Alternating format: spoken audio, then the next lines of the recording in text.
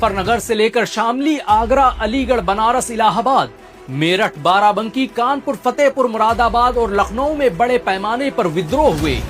अंग्रेजों ने बड़े पैमाने पर अपनी फौज और सेना जमीन पर उतार दी। विद्रोह की हर आवाज को कुचल दिया गया। लाखों मुसलमान कत्ल कर दिए गए।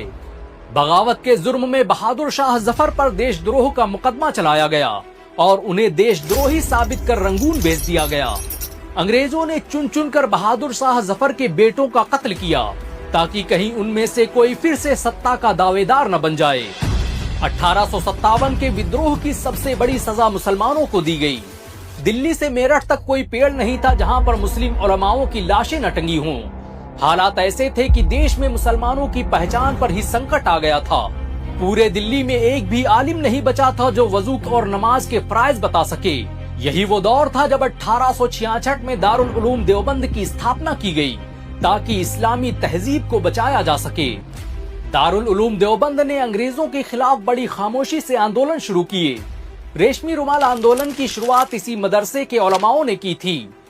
इस मदरसे से निकले शेखुल हिंद मौलाना महमूदुल हसन रेशमी रुमाल आंदोलन के संस्थापक थे।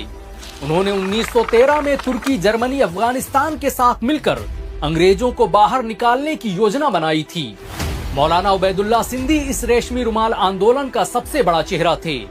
इस आंदोलन के लोग रेशमी रुमाल पर गुप्त संदेश लिखकर उसे लोगों तक पहुंचाते थे। यही वजह है कि इस आंदोलन को नाम दिया गया था रेशमी रुमाल आंदोलन का। रेशमी रुमाल तहरीक ने अंग्रेजों के होश उड़ा दिए थे। इस आंदोलन से जुड़े मौलाना उबैदुल्ला सिंधी ने राजा महेंद्र प्रताप के साथ मिलकर काबुल में भारत की पहली अंतरिम सरकार की स्थापना की थी। मौलाना उबैदुल्ला सिंधी महेंद्र प्रताप सरकार में देश के पहले गृह मंत्री थे। इस आंदोलन के बानी रहे मौलाना महमूदुल हसन ने ही गांधी को महात्मा का लक़ब दिया था। 1917 में जब अंग्रेजों को इस आंदोलन का पता चला तो उन्होंने महमूदुल हसन को गिरफ्तार कर माल्टा भेज दिया, जहां वो सालों तक काला पानी की सजाएं झेलते रहे।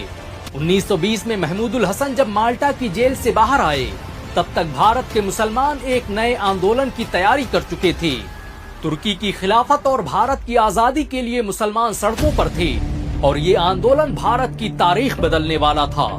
ये देश का सबसे बड़ा, सबसे प्रभावशाली राजनीतिक और धार्मिक आंदोलन था जिसका नाम था खिलाफत आंदोलन। खिलाफत आंदोलन की शुरुआत मौलाना अब्दुल बारी मोहम्मद अली जौहर और उनके भाई शौकत अली ने की थी। इस आंदोलन ने भारत को नया विजन और आजादी की नई सोच दी। खिलाफत आंदोलन के दौरान पहली बार हिंदू और मुसलमान बड़े पैमाने पर देश की आजादी के लिए एक साथ आए। ये वही आंदोलन था